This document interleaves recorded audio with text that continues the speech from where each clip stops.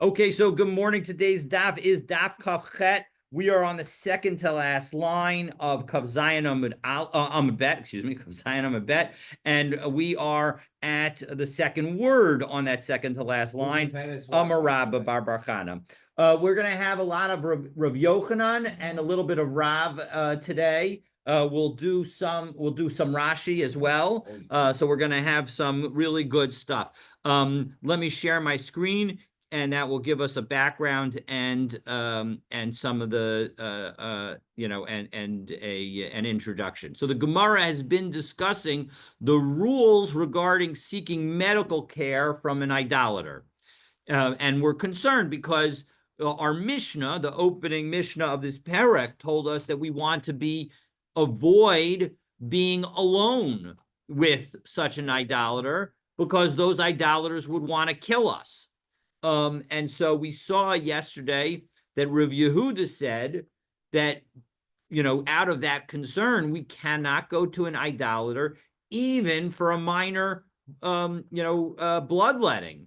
As we pick up with the second word on the second to last line of 27b of Kav Zayin Mabet, Rabbi Yochanan provides a different perspective. So Amar Rabbi Bar Barchana, Amar Rabbi Yochanan. So Rabbi Bar Barchana said in the name of Rabbi Yochanan, Kol Maka Shemachalin Alash Es HaShabbos. If it's sufficiently severe, if an illness is sufficiently severe that you would violate Shabbos for it, well then Amos Rapin Behen. Then we cannot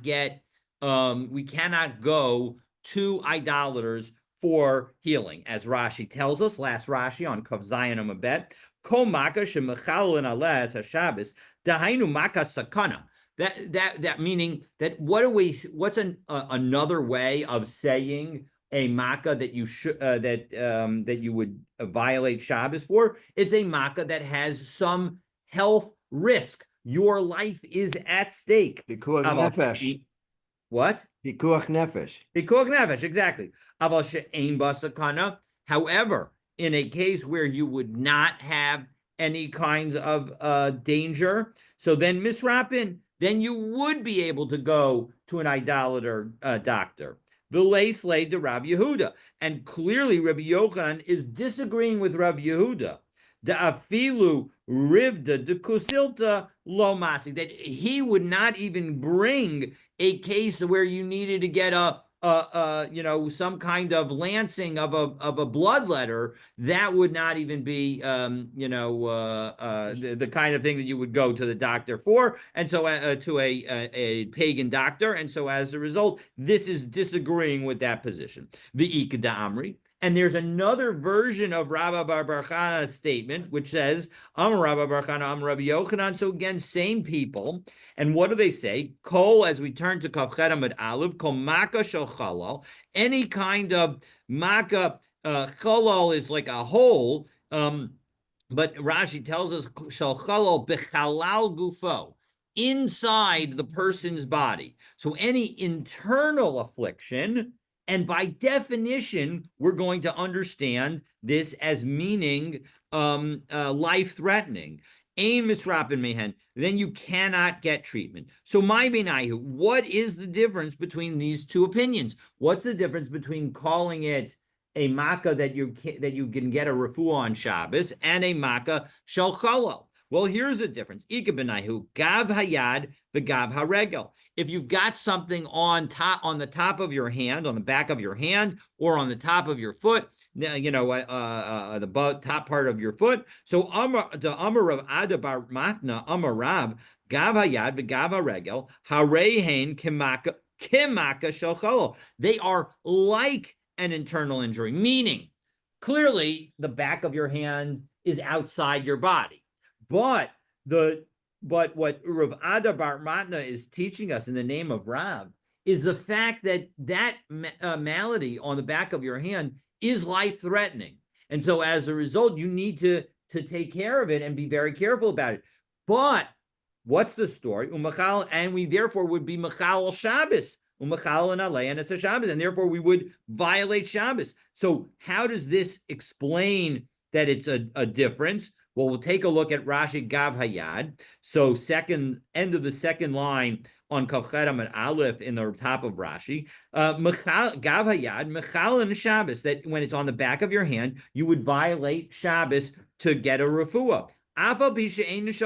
Even though it's not an internal thing.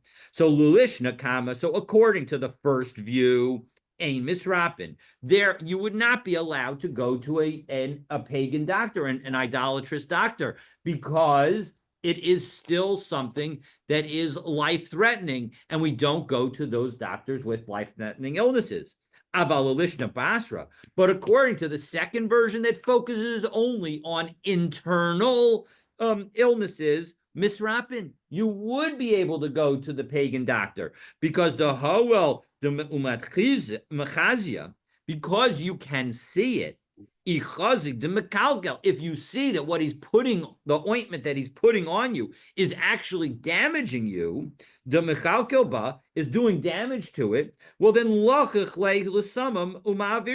you can lick off the ointment so that you get it off your hand. And you get it on, and I'm not sure that licking it is really the best idea, but we will see that there's another situation, a story that we'll have in a few minutes, where Rabbi saw that a pagan doctor was trying to kill a patient, Jewish patient, and put on a terrible poison, and they licked the poison off in order to get it off of him. And so that's what Rashi is referencing when saying you could lick the poison to remove it. So the point is that that's the difference between the two views, that if you say that it's based on the question of whether or not it's a sakanas nefashos, then if it's a sakanas nefashos, so then this is a sakanas nefashos, so you wouldn't be able to go to a doctor. But if all the point of going to the doctor is because we're concerned about what we can see, and so therefore, if it's internal, we won't be able to see anything. So then it's only when it's internal, and then you be able to go to your doctor, to even a pagan doctor, in connection with something that's on the top of your foot or on the top of your hand. So Amar of Zutra, back into the Gemara. We are now. You can see it though. What we considered is if you can't see it, right?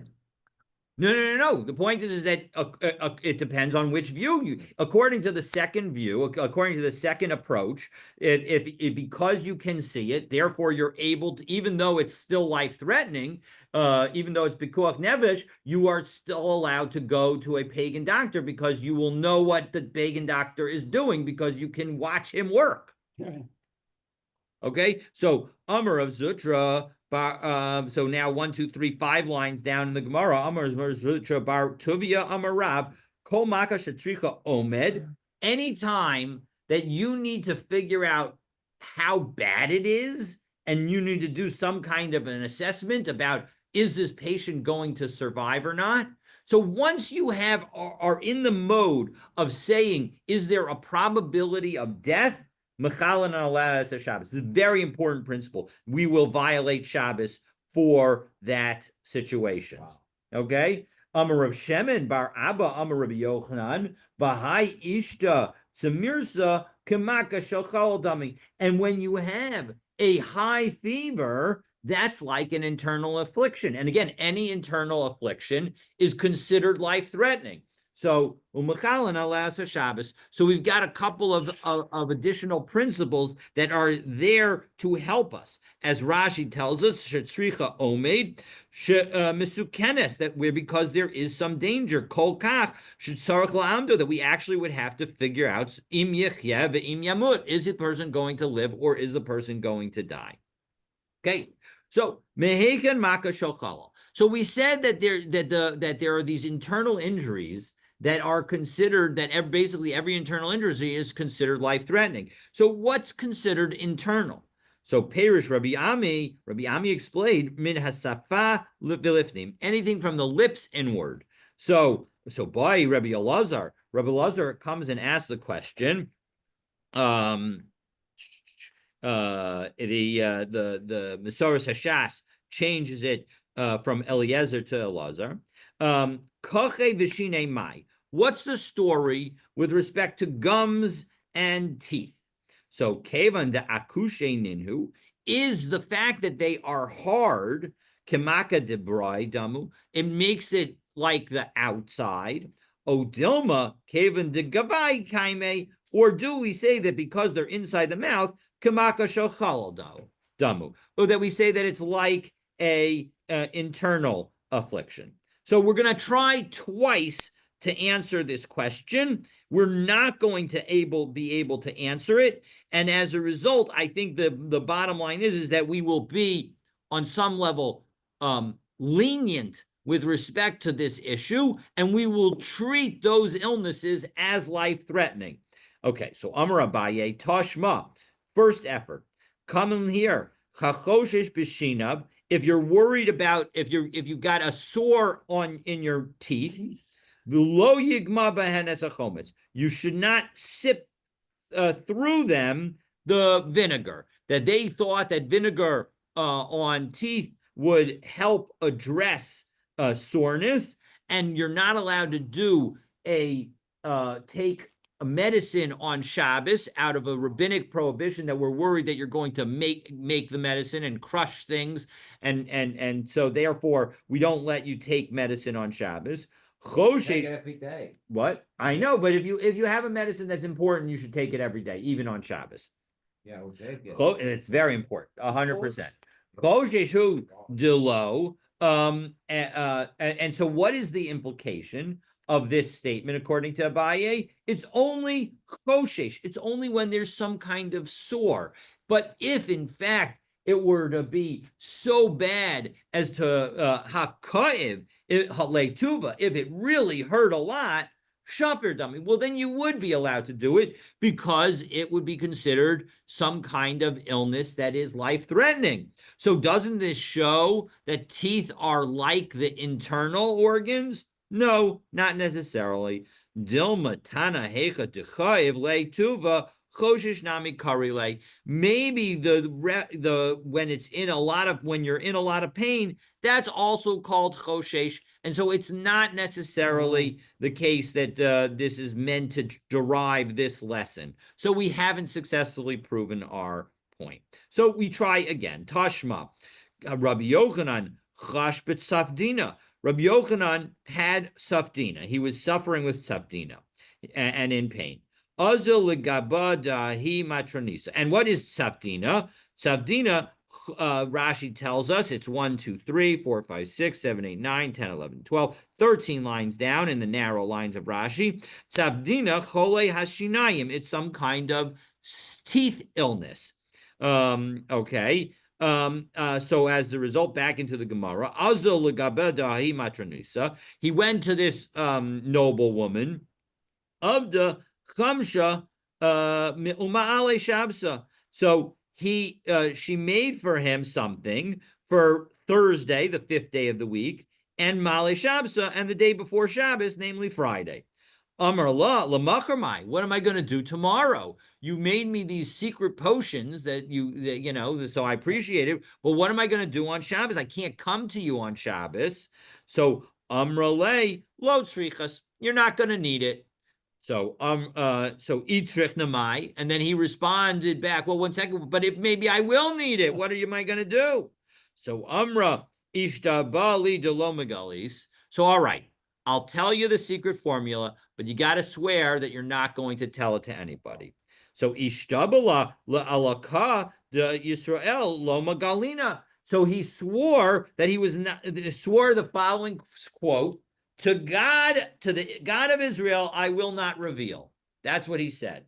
So she felt that he had sworn to her and sworn that he wasn't going to reveal it to anybody. So Galyalei, so she revealed the secret. What did he do on Shabbos? Lamakar nafik darsha befirka. And in the next day, he went out and he taught it in his lecture. So how could he have done that? So the Gemara immediately pounces. Va'ishtabala. He swore to her. So the answer is no. He swore that he was not going to reveal it to the God of Israel. Aval Amei Yisrael megalena. He swore, but he did not say anything about revealing it to the nation of Israel. And to the nation of Israel, he's going to reveal it. But 1 second, this the Gemara still asked. Hashem. She thought that he swore. So it looks for her like he's lying to her. So how could he have done that? So, oh, and by the way, just to be clear, the Matronisa, the Rashi after Tzavdina says, Matronisa Avodas Kochavim Haisa. She was a non-Jewish. She was an idol-worshipping noblewoman. So we're not talking about a Jewish woman. So Chil Hashem, let's take a look at Rashi. Chil Hashem, it's 2 lines above the Gilyon Hashas, the line above the Gilyon Hashas on the right-hand side. So Chil Hashem, De'ihi Savra, De'ishtaba, that she thinks that he swore, va'avar ashvuasei, and he's violated his oath. So how could he do that? So Alma, so Degali Lami Ikara, back into the Gemara. So what happened is that he revealed what he had done right away. So as soon as she had told him that as soon as she had told him the recipe, so he revealed to her that in fact his oath was not a binding oath. As Rashi said, to Galime Milsa, this is a end of the 3rd line in the wide lines of the Gemara, beginning of the 4th line, a 4th wide line. And Rashi says, next Rashi, which is right opposite the Gilyon Hashas, to Gali Lami Kara Mishasha Gilsa. At the moment that she revealed to him, Amarla, he said to her, Doi, no, Shalom Nishpati, I have not actually made an oath.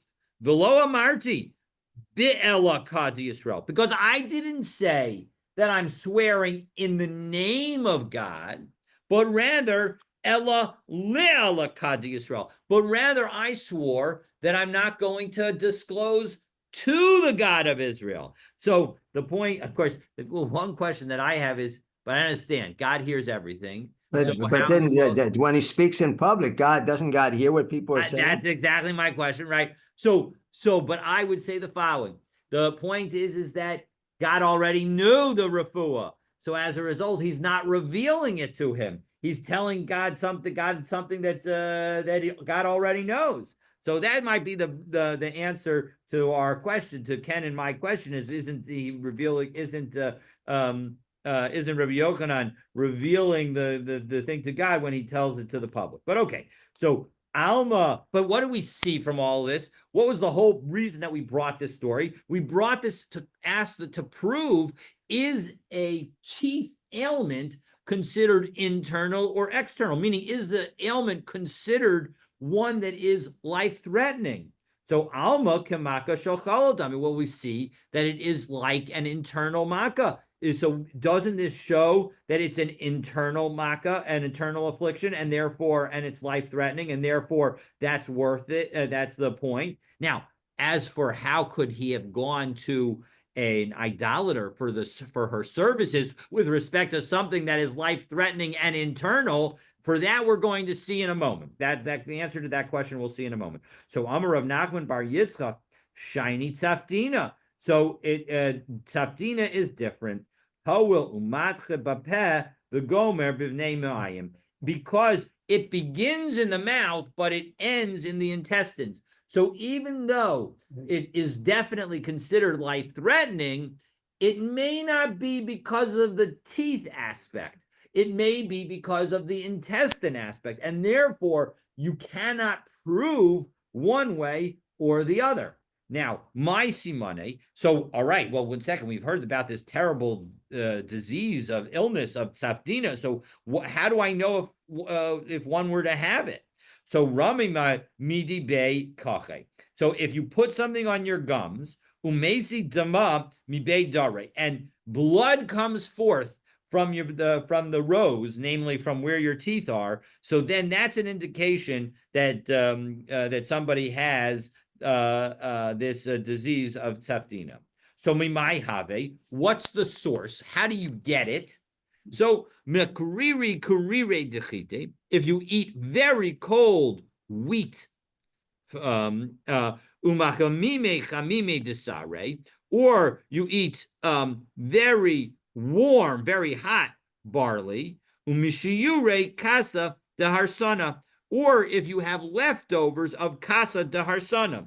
What is kasa deharsana? So right opposite the Lukute Rashi, it says kasa deharsana, dag, it's a kind of fish, shetignuhu, that you fry, bishuman, hayotzimi menu, you fry it using the fat that comes out of the fish, ima kemach, and you have it with flour. So basically, it's like breaded fried fish. So don't have leftover breaded fried fish is what this is suggesting us. So you have to be careful about that.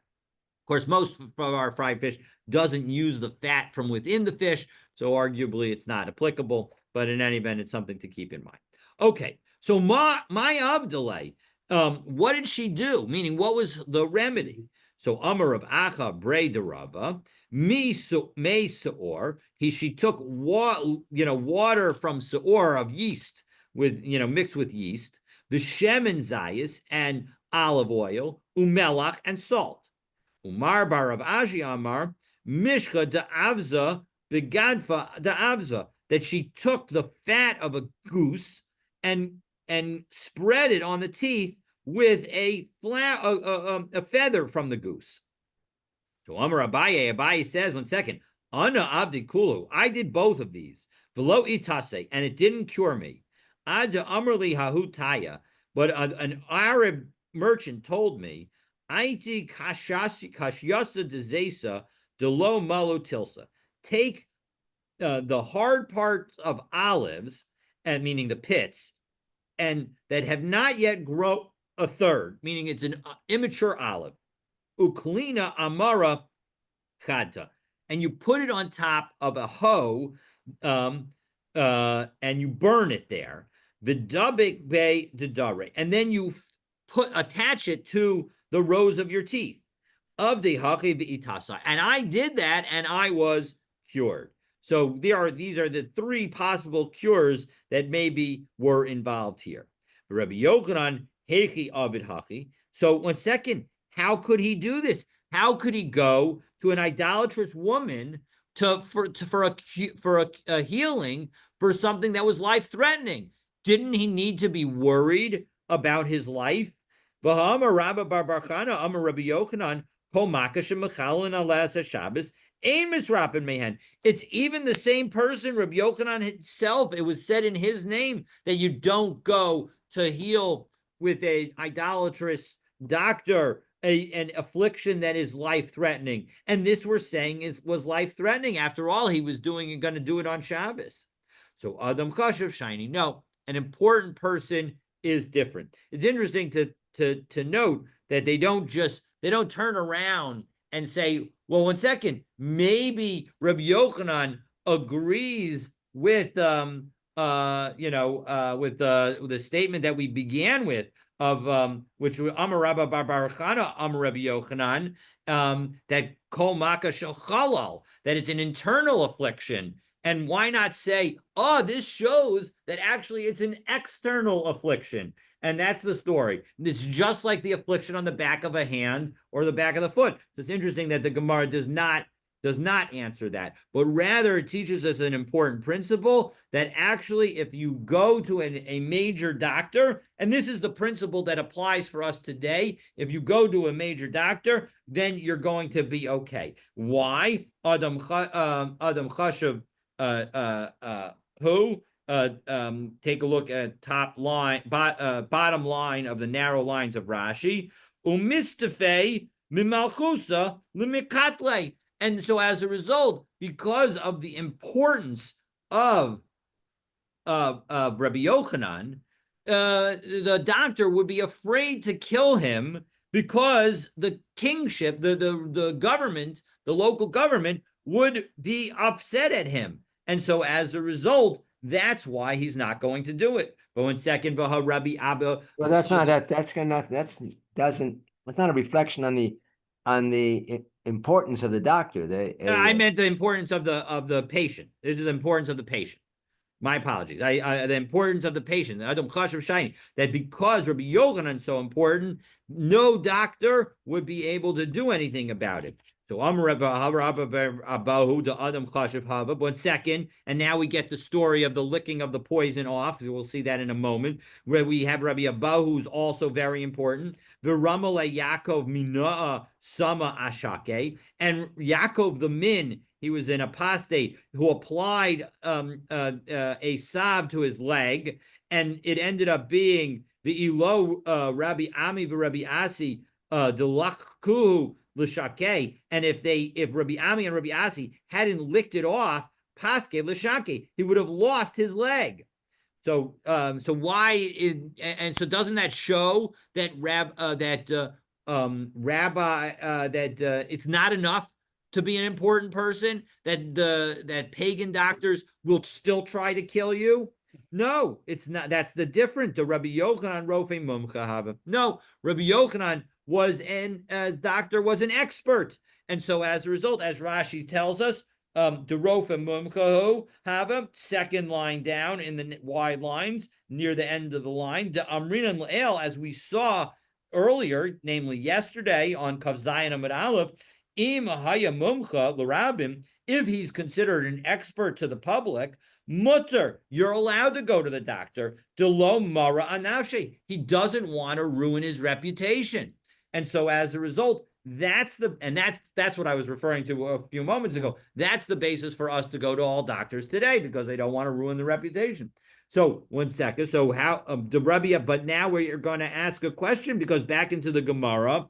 To Rabbi Abahu Nami Rofe Mumcha Hava. But 1 second, as we are 1, 2, 3, 4, 5, 9 lines up in the Gemara. Oh no, sorry, 10 lines up in the Gemara. No, 9 lines up in the Gemara, middle of the line. And we ask the question 1 second. Rabbi Abahu's doctor was also an expert. No, shiny Rabbi Abahu. Rabbi Abahu was different.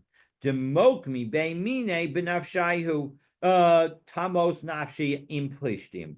That when it came to him, the minim the apostates were so upset about him, because he would always find every opportunity to argue with the apostates, and so they would think to themselves, you know what? I'm willing to do tamos nafshi implishtim. This is, of course, is the statement by Shimshon, that he is willing to die with the Plishtim, because he knows that that it's worth to kill them all, and so as a result, he brings down the building that he's in, and the Plishtim die with him, and so he's able to save the Jewish people. But the idea being that there are certain circumstances where a person might say, you know what, I'm willing to give up myself. And so when it came to Rabbi Abahu, that was a unique situation. But for the vast majority of Jewish people, you can go to an expert doctor and you don't need to worry about it. Okay. Now, I'm a little puzzled here. He licked off the poison. Wouldn't he? Isn't that dangerous to him to lick off the poison? I don't have a great answer for that. You're absolutely right. I don't have a great answer. That was what I was hinting at before. I don't have a great answer. My apologies for not scrolling my screen, but yes, I don't have a great answer. Then he's ingesting the poison. Yes, 100%. Apparently, the poison was only bad as an external thing and not as an internal thing. I don't have any. Maybe it interacted with saliva in a certain way. I really have no good explanation. It could be that it's not meant to be understood literally. I really don't. I honestly don't have a great explanation. Yeah, and it's not like the notes here provide any assistance on it either. And at least as part of the preparation that I did, I didn't hear anything that was a great idea on this front either. So I really don't have. I'm sorry that I don't have anything better. Well, you to don't. share. You don't have it. I mean, Yeah. I was Yeah. But So, all right. what about the hand? So we're saying that if it's if we're comparing the hand to the teeth, let's say that the hand is also considered the back of the hand like an internal injury, according to one, right? So it's the point is that it's definitely understood to be life-threatening. And then depending on which statement of Rabbi Bar Chana in the name of Rabbi Yochanan you follow, it would determine whether or not it's permitted. Meaning the reason that we're prohibiting going to an idolatrous doctor is because we're worried that he's going to try and kill you. When you go for something that's internal, so you have no ability to check. So then the question is the ability to check what he's doing a sufficient basis? Or do we say, look, the bottom line is that as long as you know that your condition is not life-threatening, that's the only situation you could go. But even if you have a life-threatening situation, even if you could watch him do everything, that's not going to be sufficient. And that's exactly what the argument is. But that's the argument that's the argument between the two possible positions of Rabbi Bar Chana in the name of Rabbi Yochanan. And one opinion would say that if you can watch him, you can go. Correct. And of course, that doesn't even rely on the mumcha, on the idea of him being an expert. Right. If he's a rofe mumcha, so then even in the case where you can't see him, you're allowed to rely on him. Okay, so now the rest of today is going to be all about remedies. So I really have, you'll see, in fact, here you go. I'm not even going to go, I didn't even write it all out. There really aren't any questions and answers, but let's go through it. And we'll see what we can get from it. So Amar Shmuel, Hai Pidiyasa. If you've got a pidiyasa, Rashi tells us, the third line of Rashi of the wide lines, patza makas charav. It's a wound that was from the strike of a sword. So sakantahi, that's always going to be considered life-threatening. Umechalin alas Shabbos, and therefore you would violate Shabbos to treat it. Umay asusa, how do you fix it? So lemifsak dama. So first you got to stop the blood from flowing. So tachle b'chala. So you take a cress soaked in vinegar and you drink it. La'asuke. So, and then to heal the wound, girda diavla, the girda the asana. You take scrapings of yivla and scrapings of, here it's defined as thorn bushes. O nikra mikil kalta. Or you take the peckings from the trash heap. So you do one of those things, and then you apply that to the wound, and that will help heal the wound.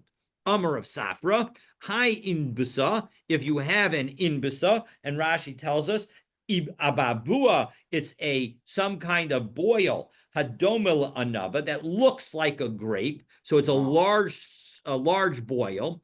Parvanka de malacha de mosahi, that is a messenger of the angel of death.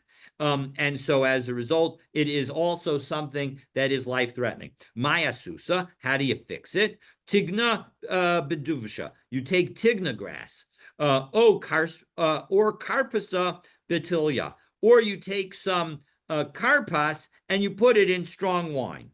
Adahachi vahachi, and what do you do while you're preparing it? So laiti inbisa basmina, you take a similar grape that looks like the boil. Vinigadner ilave, and you roll it on it. Chivarte lechivarte. If it's a white boil, you do a white grape. The ukamte leukamte, and if it's a black boil, you do a black grape. Amarava high simta. If you have, so next illness, if you have some kind of simta, Rashi defines it as a kilog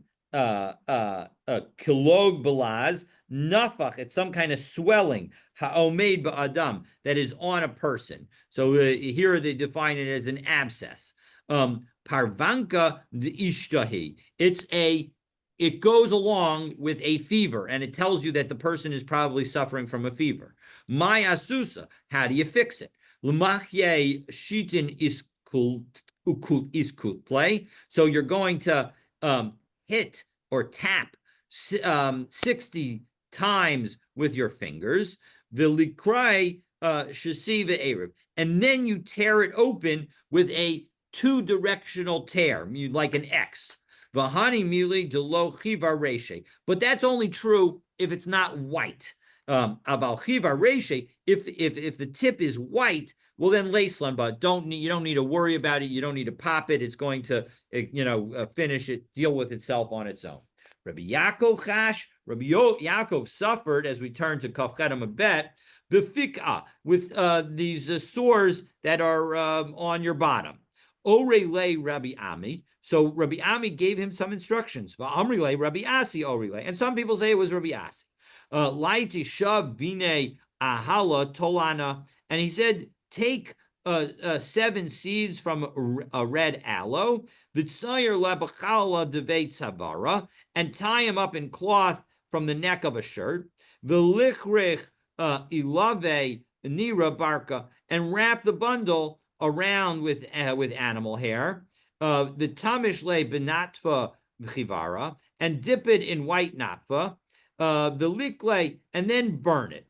Uvader le ilvave, and then you put what's resulting on the affected area on the bottom. Adohaki, and while you're doing all of that, because it's a whole process, laiti kashyasa de asana, you take seeds from the fruit of thorn bushes, and lenach pika lahade pika, and you put the opening of the fruit against the opening of your bottom. V'hani mili pika ilah. Now that's talking about a problem on the outer part of your behind. Pika tata mai. What about if it's in the inner part of your behind? So laiti tarba b'tzifirta v'lo ipta. So then you take some fats of a goat that never had a birth, v'lifashar, and you melt them, v'lishdebe, and then you smear them, v'ilo, and if you don't have that, well, laiti tlos tarfa kara de miyabshe betula. Well, then you take 3 leaves of a gourd plant that had been dried in the shade, v'likle, and you burn them, v'livader ilave, and then you spread it on the area. Below, and if that's also not going to be possible, laiti mishkade chalzone, you take the shells of snails, the elo, and if that's not possible, maisi mishach kira, you bring some wax oil, linkot b'shachake dechitana b'kaita, and you wrap it in some rags of flax in the summer, the da'amar gufna b'sitva, or rags of cotton during the winter, depending on whether you need greater warmth or greater cooling. Rabbi Abahu chashbune, Rabbi Abahu had an affliction in his ear. Orile, Rabbi Yochanan. So Rabbi Yochanan gave him some instructions. Amrile, Beit Midrash. And some people say that he learned these instructions from the base Medrash and not from Rabbi Yochanan himself. My Orile, what was the instruction? Kihada Amar Abaye. It was like what Abaye said. Amra li aim. My mother told me. Now, aim for Abaye does not literally mean his mother. Right. Unfortunately. Stepmother. What? Stepmother. It's the woman who raised him. Right. So yes. So lo ibre kulyasa el, that the kidneys were only created in order to provide for ears, meaning that they provide the remedy. How do they provide the remedy? Amar Rava, Amar li Manyomi Asya, Manyomi the healer told me, Kulo shakinai kasher leudna. All liquids are bad for ears, levar mimaya de cholyasa, except for the liquid that you find in the kidney. Laiti cholyasa devarcha karcha. If you take the liquid of a kidney from a hairless goat, v'likrei shesiva erev, and you rip that kidney both in 2 directions with a cross hatch, v'lenech amilula denura, and you put it on glowing coals, v'hanumaya denafke mine, and then you take the water that comes out of it, the liquid that comes out of it, lishtenu be'udne, and you put it in the ear. Lo kariri v'lo chamimi ela peshuri. But you got to be careful. Don't let it be too cold. Don't let it be too hot. You have to have it be a nice temperature. V'ilo, and if you don't have that, laiti tarba v'chipushta v'gamlanisa. So then you take some fat from a large ant or possibly a beetle, v'lifasher v'lishtebe, and you melt it, and then you pour that into the ear. Now just to stop here, the fluid from the kidney is essentially urine. Wouldn't it be simpler just to collect the urine from the goat and apply that? Yeah, it's interesting. I don't have any all of these and the question of how do we understand these I wish I had more. I mean, I am sure that on a metaphysical level there's way more that we could say about it. But you actually ask a great question. I don't really have any answer. So but by the way, this does highlight that non-kosher remedies are permitted, meaning you might think that you're not allowed to use ant juice and put it inside you, but you can. V'livshar lishtebe, and you pour it into your ear. V'ilo, and you don't have the ant juice. So lamalia leudne mishka. So then you fill the ear canal with oil, with the le'eved shav psilasa de aspasta, and then you take wheat, 7 wicks of green wheat stalks, v'laitu shufta de tuma, and you take some dried garlic leaves, v'lesuv barka v'chad resha, and you tie them with animal hair at one end, v'litne behu nura, and you light that end with on fire, v'idach resha musva beudna, and you put the other end in the ear, and somehow this is going to gently warm up, presumably, the oil that is in the ear. The leziv udne lahada nura, and he should put his ear near the fire. The lids dar mizika, but you have to be very careful. Don't have wind blow on the ear at that moment. The nishko chada v'naga chada, and you should take one stick out and then you put it with another. Lishna Achrina, another version of this entire story. There is a process like this called candling. There is a process. It's not part of traditional, I say orthodox, traditional medicine, but there are alternative practitioners do they do it. There's a long stick, and they burn it, and they do insert this in the ear. So there is something called it. So all right, so this is, I don't know whether this is the earliest evidence of such a thing, but this is definitely early evidence of such thing. V'ilo, and then what's the alternative if you don't have some of the things that we've said about earlier? Laiti shav pasilta biyukra. You take 7 wicks of animal hair, v'shayef le mishka de aspasta, and you take it with some balsam oil. V'naiti chad reisha benura v'chad reisha beudne, and you put one in the fire and one in the ear. V'nishko chada v'naga chada, and you take one and you replace it once it's burned. V'yizdayar mizika, and again you have to be careful about drafts. V'ilo, and if you don't have that, laiti udara denada below mashakif, you take some violet wool that has not been combed, v'nagachba and you put it in the ear. And you put his ear near the fire. And again, you're careful about too much wind. V'ilo, and if that's not possible, laiti guvta dekanya atika bar ma'ashnin. You take a reed that is 100 years old. Seems like if you already didn't have the other things, you wouldn't have this reed either. But okay, v'lemale milcha, and you fill it with glalim nisa. You fill it with rock salt. V'likle, and you burn it. V'lidabek, and then you apply that mixture to the ear. Simanach, and the siman for all of this is retiva levishta, when it's moist, an area that you're dealing with moist issues, levishta, you use a dry remedy. The vishta, or other way around, retiva, when it's a moist problem, levishta, you use a dry remedy. Oh, no, I had it right the first time. Retiva levishta, meaning a moist remedy for a dry problem, the yavishta levertiva, and a dry remedy for a moist problem. So Amar Rabba Bar Zutra, Amar Rabbi Yochanan, Malin Aznayim b'Shabbos. We can raise the ear to on Shabbos, meaning that we're allowed to do some kind of head adjustment on Shabbos, meaning that it's life-threatening. Tani Rav Shmuel Bar Yehuda biyad, we can only do it with our hands. Avalo b'sam, you can't use a medicine to do it.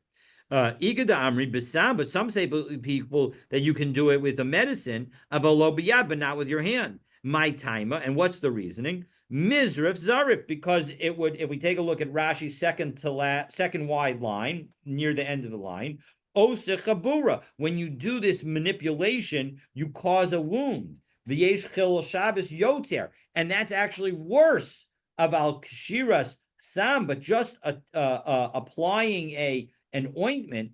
Ein sham chil doraisa. That's not, is not a biblical prohibition. That's just a rabbinic prohibition. Amar of Zutra Bar Tuvia, Amarav Ayin Shimarda. If you have an eye problem, mutter l'chochel b'Shabbos, you can put ointment on it on Shabbos. Savar minei. So he thought with respect to this, Hani mili hu de shchike samanim esmol, that it's only where the herbs were already prepared the previous day. Aval mishchak b'Shabbos, but to actually go out and grind the medicine and to bring it through a public domain, he thought you would not be allowed to do. Amar lei hahum rabbanan, but one of the rabbis said to him, Rabbi Yaakov Shmei, and Rabbi Yaakov was his name, Lididi, it's told to me, Miparsha minei de Rabbi Yehuda. Rabbi Yehuda himself said, Afilu mishchak b'Shabbos levatuyei derek which is a rabbi mutter. You can even grind it and bring it on public in Shabbos because this is considered life-threatening. It's not just a concern of pain or something like that.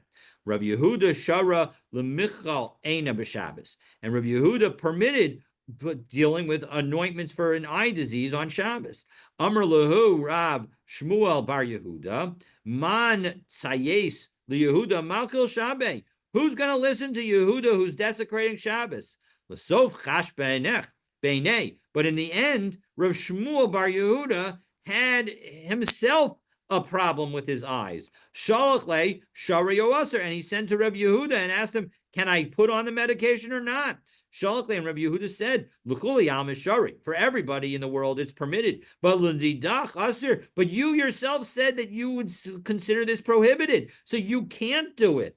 So v'chim medide who? But and was it my own opinion that I was just telling you? Of course not. Damar Shmuel, it was Shmuel himself who said, Hahi Amsa Dahavi Bey Mar Shmuel. There was a maidservant in the house of Mar Shmuel, the Karkala Ene B'Shabbos, who had an eye problem on Shabbos. Savka Valeka the Ashkachba. She cried out, and there was no one who paid her any attention because everybody assumed that it was not going to be a problem. And Paka Ena, but her eye burst. Lamachar, and so as a result, the next day, Nafak Mar Shmuel, the Darish, as a result, Mar Shmuel went out and taught, Ayin Shemarda Mutter L'chochla b'Shabbos. If you have an eye problem that's going to be a problem, you can deal with it on Shabbos. My timer, Deshuryane De'ena Ovanta Deliba Tlu, that somehow eyes are connected to the heart. I don't know if that's true from a medical perspective, but that's what the point is here. Of course, on some level, we can understand it in a metaphorical stand that what we see connects to how we feel. And of course, how we feel is often attributed to our heart. Kagon Mai, what's an example of this kind of eye problem that we'll consider life-threatening? Amar Rav Yehuda Kagon Rira, when you have a lot of discharge, Ditza, or some kind of... Well, we can say, certain medications that are applied to the eye, which are actually, you think they're local, but they can have systemic effects and can actually slow the heart down, affect the heart. Interesting. So there is a connection. There is a special connection. So now, what are the kinds of ailments of the eye that we need to be particularly careful about? So Rira, when you have a discharge, Ditza, some kind of pain, Dema, when there's blood in the eye, Dimasa, some tearing, Bekidcha, some inflammation, Uschilas Uchla, so when some Uschilas Uchla, and when it comes to and these all can be treated on Shabbos when you're dealing with the beginning of it. La Puke Sofofla. But if you've already had it and you've already been dealing with it, and now it's Shabbos, then you would not be able to. Ufatsuche ena and delo. But so when it comes, if you've already been treated, or if it's just to help your vision, then you would not be allowed to get those treatments on Shabbos. Well, I So would think one can continue, if one starts antibiotics through 3-4 days and necessary, you could continue them throughout the course of the treatment and not stop for Shabbat. Correct. Well, that's because often if you stop, it's going to undo the treatment. Right. Here, this is a situation where the rabbis considered it as sufficient. Once you've gotten yourself into the right mode, well, then you're okay, and you don't need to worry about it going further with respect to these. But we're not quite done dealing with ailments and remedies, so stay tuned for tomorrow's daf when we'll have some more. Just as a point of reference, 2 things to note. I will not be teaching on Friday. In the end, Dove will be teaching, so it will be only on Zoom. And this coming Wednesday, a week from today, will also be with Dove and also be on Zoom. So I thank him for covering for me and looking forward to continuing our learning. I think we are allowed to crush medications. Tomorrow, yes. We are, and next Thursday also, yes. Sorry, go ahead, Ken. I think because I asked this question, we're allowed today to crush medications on Shabbat or the Chagim. If they're pills, for instance, we can crush them because we're not. Yeah. That's interesting. I would not have thought that you could do that. I would have thought that would be an issue. Certainly depends on the reason that the medication is being taken. Certainly for anything life-threatening where it would help the patient take it. But even regular daily medication. So I asked them about it because interesting. All right. I had that because I held, I wasn't sure. I said I remember I asked, is it 2-day yontiv? How do I separate? He says no, there's no problem. I asked the Rav. He said there's no problem. You can crush medicines. You put them in a crusher, and you can, because I had to do that. So for my mother, he said absolutely today you can. We're not apothecary. We're not making medications from the field and taking herbs and so forth. So if you have pills, they're already prepared. You can crush them. Thank you very much for sharing that. A couple things about that. Even when I was young, it was not uncommon for pharmacists to compound drugs in their local pharmacies. And that's pretty much unheard of today, except at the pharmacy. And the second, if you look at the Stein salts, for some of the things that are described there, he actually describes the probable medicinal properties of some of them. Wow. Okay. All right. That definitely was one of those dafs that I should have had a Stein salts then. All right. You're looking for maybe one other aura. When we were talking earlier about, and I was thinking the treating something, we were talking about treating something to things at the anus, which were the direct opening and sometimes somewhat inner. And the Gemara was talking about applying certain things and breaking down shells and so forth. If we're applying this inside the rectum, I mean, it seemed a little odd that he would actually be playing. Where is he applying it on the surface? It's not actually on the surface. We're applying it inside. The Gemara sort of skimmed over that. It didn't really, the point of irritation, but the irritation is internal somewhat.